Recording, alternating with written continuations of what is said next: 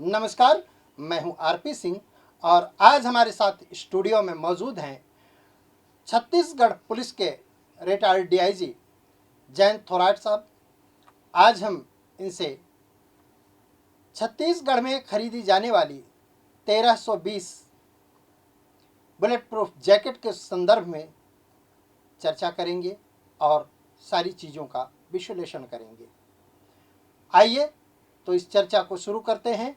बात को सबसे पहले शुरू करते हैं कि सूरज सितारे चांद मेरे साथ में रहे, सूरज सितारे चांद मेरे साथ में रहे, जब तक तुम्हारा हाथ मेरे हाथ में रहे। अरे पत्ते नहीं हैं हम कि जो शाखों से गिर पड़े, तुम आधियों से कह दो कि औकात में रहे। आज वो आधियां जो इस देश को हिलाने का या जिस देश को नुकसान पहुंचाने का सपना देखती हैं, उन्हें यह चुनौती है कि वो सुधर जाएं, और हो भी रहा है। बहुत अच्छा लगता है जब छत्तीसगढ़ में लोन वर्राटू जैसे अभियान चलाए जाते हैं और उसमें भारी तादाद में नक्सली सरेंडर करते हैं, समाज की मुख्य दिशा में आते हैं, समाज की मुख्य धारा में जोड़े जाते हैं। सरकार 1320 जैकेट खरीदने जा रही है, जिसका उपयोग छत्तीसगढ़ पुलिस करेगी और ये नक्सल मोर्चे पर तैनात जवानों के लिए दी जाएंगी। इनमें इनका वजन तकरीबन 15 किलो से 7 किलो के बीच होगा। ये अच्छी और कारगर जैकेट बताई जा रही हैं। तो आइए इस पर समझते हैं कि क्या कहते हैं डीआईजी जयंत थोराट जी। सर बताएं।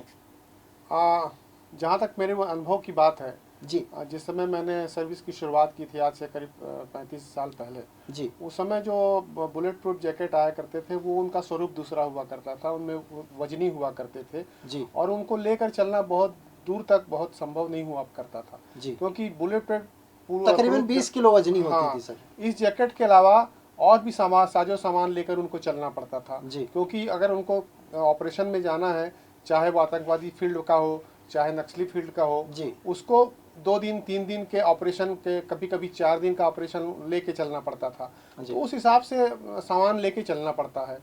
तो अगर 20-22 केजी का ये बुलेट प्रूफ जैकेट हो जाता था तो बाकी सामानों को साथ ले जाने के लिए वो कुछ न कुछ कटौती आवश्यक चीज़ों में करनी पड़ती थी जी। तो जो बहुत कभी कभी बड़े परेशानी का सबब हो जाता था जी। लेकिन जैसे कि अपन जानते हैं कि हमारे देश में भी कुछ जो रक्षा संस्थान या डीआरडीओ जो है वो इस तरह की इक्विपमेंट को अपडेट करने के लिए और सुविधाजनक बनाने के लिए हमेशा से अनुसंधान करते रहे हैं और अनुसंधान करके जो रिजल्ट देते हैं वही रिजल्ट आगे वो इम्प्लीमेंट होते हैं और उनका मास प्रोडक्शन होता है जी। जो अभी जो बुलेट प्रूफ आ रही हैं वो इसी तरह से एक्सपेरिमेंट और अनुसंधान के बाद उसको इस तरह से हल्का किया गया है कि जवान चाहे कितना भी वजन लेके चले अपने अनुपात के हिसाब से, वजन के अनुपात के हिसाब से, आवश्यकता के अनुसार से, तो उसमें वो थकान नहीं आएगी, सुविधाजनक होगी और 2 दिन 4 दिन का सामान लेकर भी वो साथ में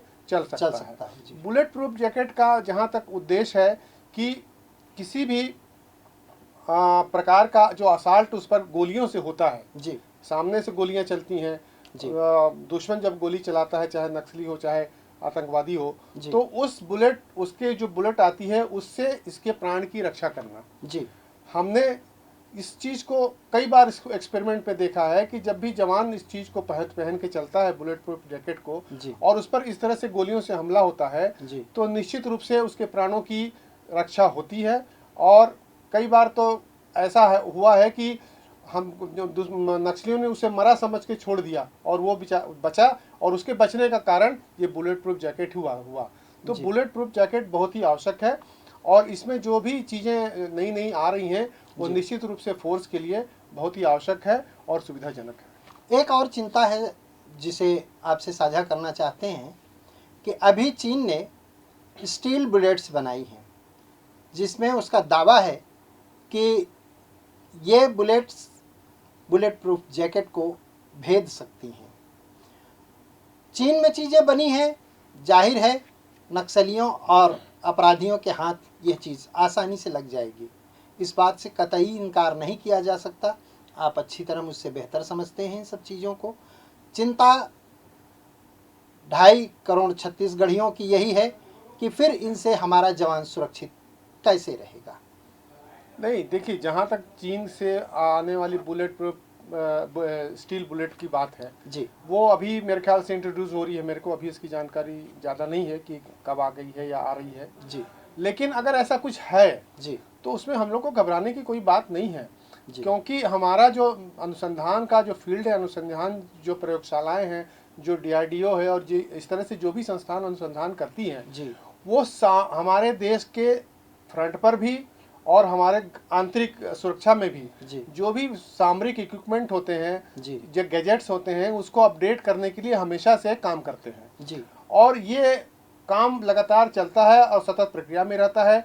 इसी कारण से आप देखेंगे कि डे टू डे ये जो चीज़ें हैं वो बदलती जाती हैं और अच्छी होती जाती हैं। जी तो निश्चित रूप से अगर ऐसा कुछ हो रहा है तो हमारी एजेंसियां जो अनुसंधान वाली हैं वो इस क्षेत्र में भी काम करेंगी और उससे लड़ने के लिए उस तरह की चीज़ों का, उस तरह के बुलेट प्रूफ जैकेट बनाएंगी या अन्य कोई चीज़ों को इंट्रोड्यूस करेंगी। इसमें चिंता की कोई बात नहीं है। दरअसल मैं थोड़ा सा आपको पीछे ले जाऊंगा। पुलवामा का जो हमला हुआ था तो उसमें विस्फोटक तो था ही, उसके थोड़ा सा पहले 2-3 केसेस हुए थे जिनमें हमारे जवानों की जान गई थी। तो उन मुठभेड़ों में इसी तरह की बुलेट्स का इस्तेमाल हुआ था जिन्होंने उनके बुलेट प्रूफ जैकेट को भेद दिया था। बाद में फिर आर्मी के जो एक्सप्लोसिव एक्सपर्ट थे उन्होंने इस बात का खुलासा किया कि इसमें चीन से आई हुई स्टील बुलेट्स का इस्तेमाल किया गया था। सवाल ये उठता है कि अभी जो जैकेट हमारे पास आ रही हैं क्या ये उस स्टील बुलेट को झेल लेंगी?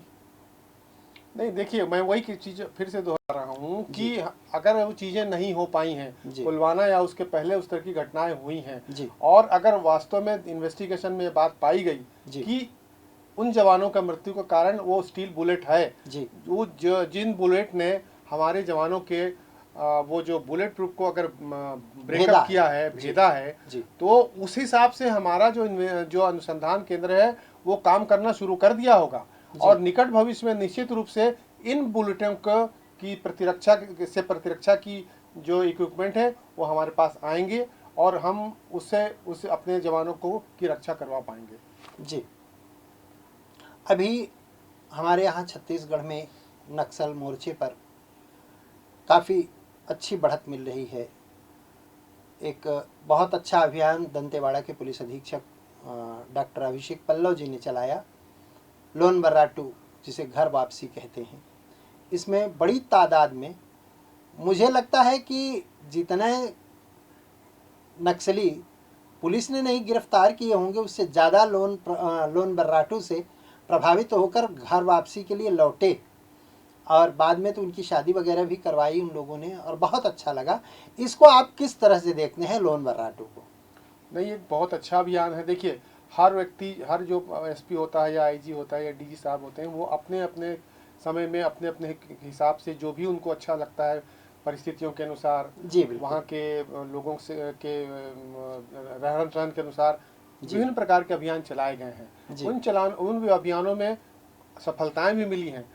तो अभी वर्तमान में जो टीम चल रही है काम करने वाली, उनके निगाह में ये इस किस्म की अपने कार्य योजना बनाने की जो बात उनके पास दिमाग में आई, उन्होंने सोचा और उसको सोच को क्रियान्वयन किया और उस क्रियान्वयन का हमको उसका वो भी प्रतिफल भी मिल रहा है। तो एक बहुत अच्छा है और ये सतत प्रक्रिया है। नए नए लोग आते हैं, नए नए अभियान चलाते हैं और नए नए किस्म की बातें होती हैं और लोगों में विश्वास बढ़ता है, क्योंकि जब सरेंडर या पुलिस के पास या प्रशासन के पास जाने की बात तभी आती है जब उन लोगों में विश्वास होता है। पुलिस के प्रति विश्वास, प्रशासन के प्रति विश्वास। अभी प्रशासन पुलिस के प्रति विश्वास बढ़ रहा है, इसी कारण से लोग अभी ज़्यादा से ज़्यादा संख्या में आ रहे हैं। पहले भी आते थे, पहले भी उनको विश्वास होता था, लेकिन अलग अलग फेज की अलग अलग कहानी होती है। तो इस समय की फेज की एक कहानी है, इसके पहले जो अधिकारियों ने चलाया उसकी पृथक कहानी है। उसमें भी लोग आए, उसमें भी लोगों ने सरेंडर किया, उनको विस्थापित किया गया और आज जो संख्या ज़्यादा से ज़्यादा संख्या में लोग आ रहे हैं, ये बहुत अच्छी बात है, खुशी की बात है कि बस्तर जैसे क्षेत्र में अगर इस तरह की बातें होंगी, लोग आएंगे, तो निकट भविष्य में नक्सलियों को अपने पैर उखड़ने में समय नहीं लगेगा। जी सर। और एक और बात निकल कर आती है कि वहीं से दंतेवाड़ा से ही कि पहले अभिषेक पल्लव जी मेडिकल से हैं और पति पत्नी दोनों डॉक्टर हैं। तो इन्होंने एक बाइक एम्बुलेंस बनवाई जो जुगाड़ का बेहतरीन नमूना था। बाद में इसी बाइक एम्बुलेंस के फार्मूले को सेंट्रल ने और डीआरडीओ ने माना और अभी हाल में 12 बुलेट पर वो चेयर, अच्छी एक लग्जरियस चेयर रखकर उसमें ऑक्सीजन सिलेंडर से लेकर के तमाम ऐसी चीज़ों का उपयोग किया गया है जिसकी ज़रूरत घायल जवान को लाने के लिए पड़ती है। तो वो बाइक एम्बुलेंस आई हैं अभी, इसका कितना लाभ हमारे जवानों को नक्सल मोर्चे पर मिलेगा? अवश्य मिलेगा। और आप देख रहे होंगे कि जब से ये चीज़ें शुरू हुई हैं तब से जो अप्रोचेबल रास्ते हैं जहां से आसानी से बाइक से लाया जा सकता है उस क्षेत्र में तो बहुत ही अच्छा इसका उपयोग किया जा सकता है जी। लेकिन जहां जहां पे बाइक नहीं जा सकती, जैसे बहुत दूर जंगल क्षेत्र है, वहां जैसे पहले हेलीकॉप्टर से लिफ्ट किया जाता था, वहां पे थोड़ा इनको परेशानी होगी। लेकिन जो अप्रोचेबल रोड है अंदर के भी, क्योंकि अभी अंदर में भी रोड बन गए हैं, जी। अच्छे काफी दूर तक रोड जंगलों में बन गए हैं जी। तो वहां से लोगों को क्योंकि हर गांव में या हर 2-3 गांव में एक एम्बुलेंस देना संभव नहीं है जी। शासन के पास भी इस मामले में जितना कोशिश होती है करती है देने की, लेकिन ये कदापि संभव नहीं कि हर गांव में एक एम्बुलेंस दिया जाए। जी बिल्कुल। लेकिन जिला स्तर पे पुलिस अगर इस तरह की कार्रवाई कर रही है और एम्बुलेंस ऐसे छोटे छोटे 1-1, 2-2 गांव के उसमें रखती है तो निश्चित रूप से लाभप्रद होगा और वहाँ के लोगों को, घायल जवानों के साथ साथ वहाँ की जो पब्लिक है, स्थानीय लोगों को भी अगर कहीं इमरजेंसी आती है तो उसका उपयोग किया जा सकता है। वो बहुत अच्छा अभिनव प्रयोग है और ये तो बहुत ही अच्छी बात है और ये इस तरह का जो नया कंसेप्ट आया है प्रशंसनीय है। जी सर। और इसके साथ ही साथ बात अभी जो होती है विस्फोटकों की, तो जो इनके विस्फोटक लगाने का तरीका है, तकरीबन आप थोड़ा सा पीछे जाके देखें तो लिट्टे ने जिस तरह के विस्फोटकों का इस्तेमाल श्रीलंका में किया था, बिल्कुल उसी तरह के विस्फोटक हमारे यहाँ बस्तर में लगाए जाते हैं नक्सलियों द्वारा और इनकी विस्फोटक क्षमता जो होती है वो बहुत ही घातक होती है। तकरीबन 4 फुट तक की गहराई में किसी भी गड़ी चीज़ को हमारे डॉग्स आसानी से डिटेक्ट कर लेते हैं, लेकिन अब ये क्या करने लगे हैं कि उसको थोड़ा सा ज़्यादा गहराई में गाड़ते हैं, 5 फीट, कहीं 5.5 फीट। तो इसके लिए अभी सुरक्षा बल के लोग क्या करते हैं कि कैसे इसको डिटेक्ट कर पा रहे हैं? देखिए, ये तो जितनी क्षमता हमारे आर्मी के पास है उतनी ही क्षमता हमारे पैरामिलिट्री फोर्स के पास भी और हमारे पुलिस के पास भी जी। अगर ये क्षमता जितनी अभी वर्तमान में है उतनी क्षमता तक अगर डिटेक्ट करने के इक्विपमेंट हमारे पास हैं तो उसके आगे के इक्विपमेंट अभी हमारे पास आए नहीं है जी। तो अगर वो इस तरह से, ये भी बड़ी होशियार होते हैं इन लोग भी, उनको पता है कि अगर 4 मीटर तक का इन लोग कर लेंगे, हम लोग गाड़ेंगे तो ये 4 मीटर तक डिटेक्ट कर लेंगे। तो इनके ये रहती है स्ट्रेटेजी कि ये उससे ऐसे इतना गहरा कर दें ताकि वो कोई भी इक्विपमेंट डिटेक्ट ना कर सके। तो इसके लिए देखिए ये तो टेक्निकल चीज़ें हैं, इसके लिए मशीन है कि नहीं, कितनी है, कितनी कारगर है, ये अलग मुद्दा होता है और उसमें कितनी वर्तमान में भी क्या क्या चीज़ें हैं, क्योंकि मुझे भी काफ़ी समय हो गया है तो बहुत लेटेस्ट टेक्नोलॉजी की मेरे को भी जानकारी नहीं है, लेकिन जितनी है वो जितना मैक्सिमम हो सकता है उतना तो है जी। लेकिन एक चीज़ दूसरा इसमें ये भी होता है कि हम जब कभी भी सर्च में जाते हैं, ऑपरेशन पे जाते हैं, तो ये एक लेट डाउन वो है, नियम है कि आप जिस रास्ते से जा रहे हैं उस रास्ते को दोबारा यूज़ न करें जी। क्योंकि अगर दोबारा यूज़ करते हैं तो ये अगर देखा गया है कि पार्टी जाती उसी रास्ते से, लौटती उसी रास्ते से, तो इसकी पूरी संभावना होती है कि कहीं न कहीं ये ब्लास्ट की कोशिश की जाएगी जी। तो ये लेट डाउन नियम है, SOP है कि आप जिधर से जाएं उस रास्ते से लौटे नहीं, आप जहां रुकते हैं वहाँ पूरी SOP लगाएं, मतलब वो OP लगाएं, पूरी सुरक्षा का ध्यान रखें और उसके बाद ही आप वहाँ हाल्ट करें। अगर आपको थोड़ा भी शंका है कि वहाँ हाल्ट करना संदेहास्पद है तो बिल्कुल हाल्ट न करें। तो इस तरह से जो छोटी छोटी शासन विभाग की जो भी गाइडलाइंस हैं उसको यूज़ करने पे इन चीज़ों से बचा जा सकता है। जी। और विशेष करके अभी जो परिस्थितियां दिखाई दे रही हैं, सामने गर्मी का मौसम आ रहा है, पतझड़ होगा, दूर तक दिखाई देने लगेगा, और ऐसे में गर्मियों में नक्सलियों की वारदातें कुछ और ज़्यादा बढ़ जाया करती हैं, क्योंकि सामने बरसात होती है, तो बरसात में फिर कई इलाके टापू में तब्दील हो जाते हैं, तो ये अपने आदमियों को वहाँ भेज देते हैं कुछ समय के लिए, और उस समय गतिविधियाँ थोड़ी कम पड़ जाया करती थी पहले। हालांकि अब एक आध साल से ऐसा नहीं दिखाई देता। अब भी अगर जवानों को मिल जाता है तो उनके अंदर वो जज्बा है कि वो वहाँ तक पहुँच के ही दम लेते हैं। तो इस चुनौती को आप किस तरह से देखते हैं कि जब बीहड़ों में, अभी तो मान लेते हैं कि जंगलों में उनको भी वोट मिल जाती है, हमारे जवानों को भी वोट मिल जाती है, लेकिन जब पत्तियां झड़ चुकी होंगी तब वैसी दशा में न तो उनको वोट मिलेगी ना हमारे जवानों को। तो ऐसे में आमने सामने के टकराव की कितनी संभावनाएं बनती है? देखिए, ये तो जो सिचुएशन हर साल आती है, कोई जी। इस साल नहीं है। बिल्कुल। जब से 89-90 सब जब से ये नक्सली अंदर यहाँ घुसे हैं, जी। तब से हर साल पतझड़ में और गर्मियों में ये स्थिति रहती है। जी। तो जिस तरह से आपको, हमारे जवान भी इस तरह से प्रशिक्षित हैं कि आप जिस तरह से आपको टारगेट दिया जाता है, जिस तरह से आपको टास्क दिया जाता है, उसमें आपको बताया जाता है, निर्देश होते हैं कि आपको यहाँ ये करना है, यहाँ रुकना है, यहाँ से जाना है, इस तरह से आपका फॉर्मेशन में चलना है। ये सब चीज़ें पूरी समझाइश रहती है, इनकी ट्रेनिंग रहती है, इनके बार बार रिफ्रेशर कोर्सेज इस में होते रहते हैं। तो इसमें जवानों को कोई कभी दिक्कत नहीं आती है, ना अधिकारियों को दिक्कत आती है। सब कुछ सेट है, उनको पता है कि हमको कैसे जाना है, कैसे क्या करना है, अगर अचानक आमने सामने हो जाए तो किस तरह से हमको उसका सामना करना है। ये पूरी चीज़ें हैं, इसमें कोई दिक्कत वाली बात नहीं है। जी। और बात थोड़ी सी हम लोग कर लेते हैं इंफॉर्मेशन की, जो एक बहुत महत्वपूर्ण हिस्सा है हमारे किसी भी मोर्चे पर जाने का। तो कुछ लोग जो ये अफवाह फैलाते रहते हैं कि नक्सलियों का जो सूचना तंत्र है वो हमसे ज़्यादा मजबूत है, ये है वो है, गाहे बेगाहे ऐसी बेतुकी बातें आती रहती हैं। तो इसको आप कहाँ तक मानते हैं कि नक्सलियों का सूचना तंत्र हमारे तंत्र से ज़्यादा बेटर है? नहीं, देखिए, नक्सलियों का सूचना तंत्र तो आम आदमी है। वो जिस गांव में रहते हैं, जिस गांव में खाना खाने आते हैं, जिस गांव से लोगों को उठा के ले गए, उन गांव के लोग ही डर से भले भय से उनके लिए सूचना एकत्रित करते हैं।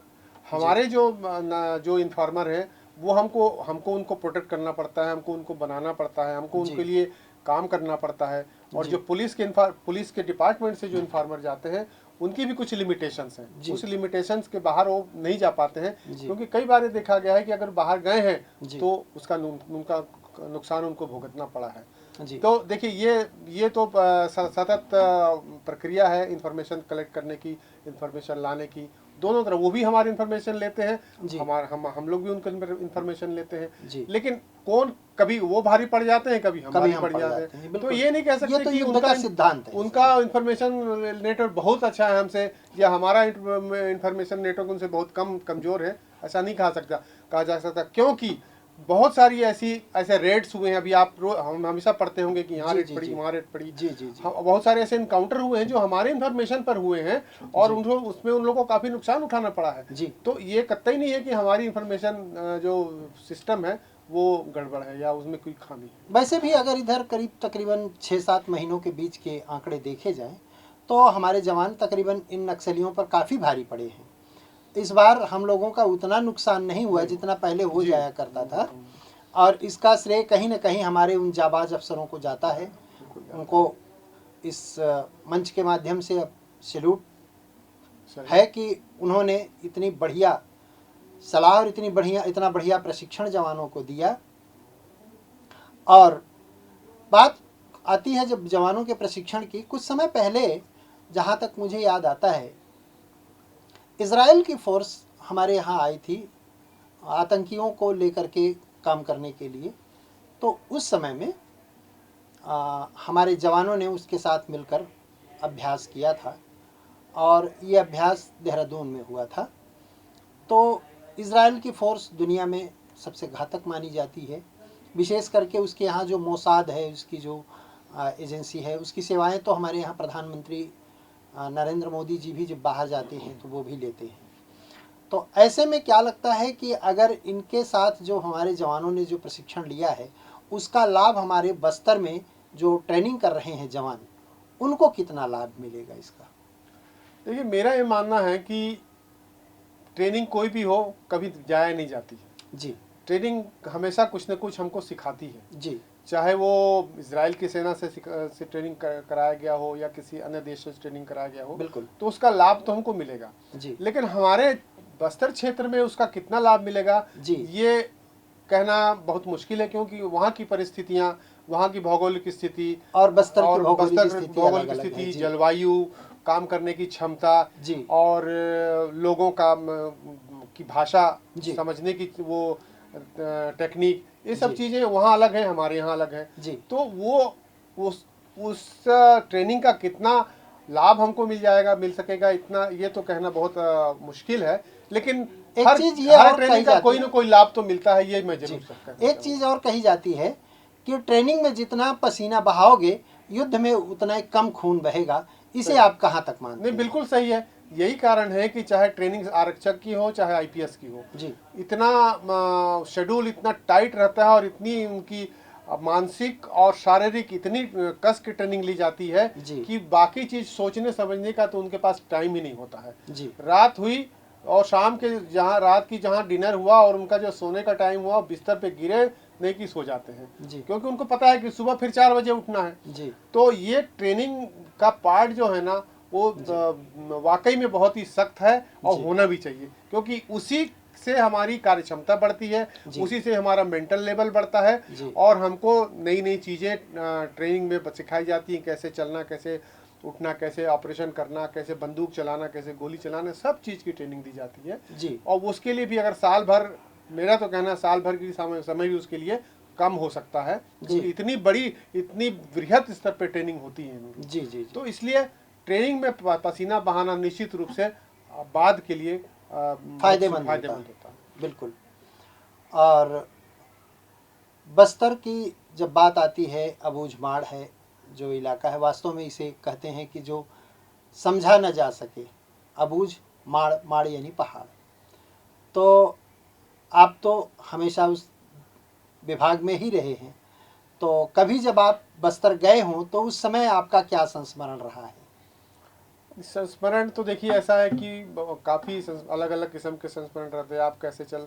आप चले जा रहे हैं, अचानक आपके को खबर लगती है कि नहीं यहाँ पे इस तरह से एम्बुश होने की संभावना है, आप उधर, फिर आपको उस हिसाब से उसको कैसे उसको अपन को टैकल करना है, इस तरह जी की उसको सोचना पड़ता है, उसकी स्ट्रेटेजी बनानी पड़ती है। जी तो संस्मरण तो भरे पड़े हैं, उसमें बहुत ज़्यादा स्पेशली किसी चीज़ के बारे में कहना मुश्किल है। जी।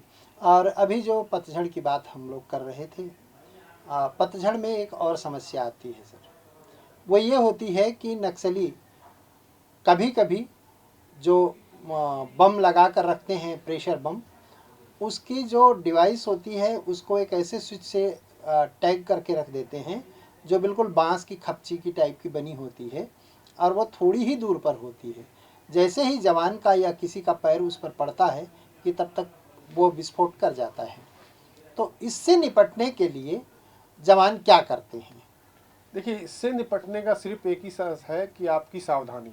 जी आप कितने सावधानी से आप उस रास्ते पे चल रहे हैं, जी आपको चलते समय आगे आगे, इसीलिए पूरे फॉर्मेशंस में चलाया जाता है, जी एक साथ झुंड के झुंड में नहीं चलाया जाता है। जी आगे कुछ यहाँ चलेंगे, कुछ बीच में चलेंगे, कुछ पीछे चलेंगे। जी जहाँ आप चल रहे हैं वहाँ आपको लगता है, जरा भी संशय होता है, आपको नीचे देखते हुए हमेशा चलना है। जी नीचे देखते हुए चलिए कि आपको कोई ज़मीन नहीं खुदी हुई दिख रही है क्या, कहीं कोई आपको वायर जैसा निकला हुआ दिख रहा है क्या, जी आपको कहीं ऐसा ज़मीन ऊंची उठी दिख रही है क्या, जी आपको एकदम एकदम शार्प मोड़ आ रहा है क्या। जी ये सब चीज़ों को ध्यान में, ये field and craft and practice की बात है, जी इसको उस हिसाब से देखना पड़ता है, क्योंकि इसका कोई डिवाइस नहीं बना है कि आप इसको वहाँ लगा दीजिए और आपको बता देगा कि यहाँ लगा हुआ है करके। जी तो इसलिए आप बिल्कुल आप सतर्कता से चलिए, सावधानी से चलिए, आँख कान सब खोल के चलिए, जी। तभी आप इस चीज़ को डिटेक्ट कर पाएंगे। और एक और चीज़ की अभी हमारे यहाँ हाल ही में 2-3 सालों में हमारे पास मेलानोइस नाम का एक डॉगी आया जो डिटेक्शन के लिए माहिर माना जाता है दुनिया में। K9 अमेरिका की फोर्स है, वो भी इस्तेमाल करती है। हमारे यहाँ K9 में 2 तरह के डॉगी इस्तेमाल किए जा रहे हैं। एक तो ये मेलानोइस है, दूसरा है मुधोल। मुधोल जो हमारा देसी डॉगी होता है, आप उसको अच्छी तरह से जानते हैं। दोनों में सर क्या अंतर है? देखिए, बाहर से जो आप डॉग मंगा रहे हैं जी। वो जिस देश का है उस देश की परिस्थिति, जलवायु ठंडी है जलवायु, और अगर वो ठंडी जलवायु का है तो यहाँ तो गर्म जलवायु है जी। यहाँ तो उसको ज़्यादा मुसीबत यहाँ हो जाती गर्मियों है। में जब 45 हाँ, डिग्री सेंटीग्रेड में वो बस्तर में पड़ेगा तो हांफने लगेगा। हाँफने लगेगा, कहाँ जाएगा, वो क्या कर पाएगा। जी। इसलिए ऐसे डॉग्स को यूज़ करना ज़्यादा बेहतर होगा जो हमारे जलवायु के अनुसार अपने आप को ढाल सके जी। और अपना बेहतर आउटपुट दे सके। जी। तो ये मुधोल जो अभी सेना के जवान ट्रेंड कर रहे हैं, कुछ दिन पहले मैंने वो भी देखा था, डेमोन्स्ट्रेशन भी देखा था कि तकरीबन 8 फीट की ऊंची छलांग वो मुधोल डॉगी एक झटके में लगा जाता है, जो मुझे नहीं लगता कि कहीं मेलानोइस इतनी ऊंची छलांग लगा पाए, और इतना फुर्तीला भी नहीं होता। भोजन के मामले में भी मुधोल बिल्कुल कम खाता है, और इसके अलावा स्निफिंग पावर भी मुधोल की कम नहीं होती, काफ़ी तेज़ होता है। और चूँकि हंटर डॉग है तो उसकी दौड़ने की तो बात ही छोड़ दीजिए, दौड़ने में तो उसका कोई जोड़ ही नहीं। सऊदी अरब में शेख दौड़ने आने के लिए कुत्तों का जो रेस करवाते हैं उसके लिए इसका उपयोग करते हैं। तो क्या आपको लगता है कि आने वाले दिनों में हमारे बीएसएफ और हमारे पुलिस बल के जवान ये मुधोल डॉगी का इस्तेमाल करेंगे इसके लिए? नहीं, देखिए, मेरा जो जो जहाँ तक मेरा समझ है, मैं समझता हूँ कि अभी चूंकि ये प्रायोगिक स्तर पे है, जी बिल्कुल, उसको बुला के उसको लाया जा रहा है, उसको प्रयोग के तौर पे यूज़ किया जा रहा है, समझाया सिखाया जा रहा है। जी जी। और जलवायु में ढलाने की कोशिश की जा रही है। जी। अगर वो आता है आत्मनिर्भर के बाद अपने आप को इसके स्वरूप में ढाल लेता है, और वो पूरी क्वालिटीज़ जो उसमें वहाँ जिस देश से आया है उस देश की क्वालिटीज़, उस देश के अनुसार अब योग्यता वो यहाँ दिखाता है, तो निश्चित रूप से हमारे यहाँ उपयोग होगा उसका। जी नहीं, हम देसी की बात कर रहे हैं, मुधोल की। अच्छा, जो अपने यहाँ का डॉगी है। तो अगर देखिए, वही तो दोनों फिर बात वही आती है कि योग्यता, जलवायु, चूंकि क्षमता, मेलानोइस है सर, तो उसके वो तो बर्फीले पानी में, बर्फीले प्रदेश का रहने वाला है, उसको ठंडक चाहिए, एसी चाहिए। लेकिन वही मुधोल को आपके कुछ नहीं चाहिए, तो आप उसको गाड़ी में भी डाल देंगे तो सबसे बेहतर है मेरे ख्याल और से। अगर 40 डिग्री सेंटीग्रेड में भी वो रहेगा, काम करेगा, तब भी काम करेगा। हाँ। और उसको कोई परेशानी भी नहीं होगी। और भागने वाला भी डॉगी है काफी। यही कारण है कि शायद मिलिट्री में इसके लिए काफी कुछ प्रयोग किया जा रहा है। हमारे यहाँ भी जैसे ये, और अभी तो मुधोल का कमाल देखने को मिला था, दिल्ली में एक शो हुआ था सर, मेरठ में, जिसमें मुधोल ने कोरोना की टेस्टिंग का वो सफलतम परीक्षण किया है। और उसके लिए अभी तिब्बत के बॉर्डर पर हमारे जो सेना के जवान हैं वो वहाँ जो ड्यूटी कर रहे हैं, उनके कोरोना जांच के लिए इसे लगाया गया है। पूरी यूनिट गई है वहाँ और ये लोग कर रहे हैं। और इनका दावा है कि ये 99% तक वह रिपोर्ट जो आपको 24 घंटे में मिलनी चाहिए, सिंगल स्निफिंग से जवान का पसीना या बलगम या कुछ भी अवेलेबल होता है उससे ये बता देते हैं डिटेक्ट करके। तो क्रांतिकारी चीज़ है। तो इसे आप कैसे देखते हैं भविष्य के लिए? नहीं, बहुत अच्छा है, खासकर फोर्स में और नक्सली क्षेत्र में जो हमारे जवान हैं जो दूर दराज रहते हैं, वहाँ पे मेडिकल फैसिलिटी नहीं है, उनको क्या बोलते हैं, टेस्ट करने की फैसिलिटी नहीं है, किट्स नहीं है, वहाँ पे इनका बहुत अच्छा उपयोग, अगर ऐसा कर रहे हैं तो बहुत अच्छा उपयोग हो सकता है, ताकि डिटेक्ट हो सके कि किसको कोरोना है, उसको तत्काल अलग से रखा जा सके, उसका इलाज किया जा सके। जी, आप हमारे साथ आए और हमें बहुत सारी ज्ञान की बातें बताई। चूँकि समय की प्रतिबद्धता होती है, इसलिए अब हमें इस कार्यक्रम को यहीं विराम देना पड़ेगा। आप हमारे स्टूडियो में आए, इसके लिए आपका बहुत बहुत धन्यवाद। ताज़ा अपडेट्स के लिए बने रहें द न्यूज़ के साथ।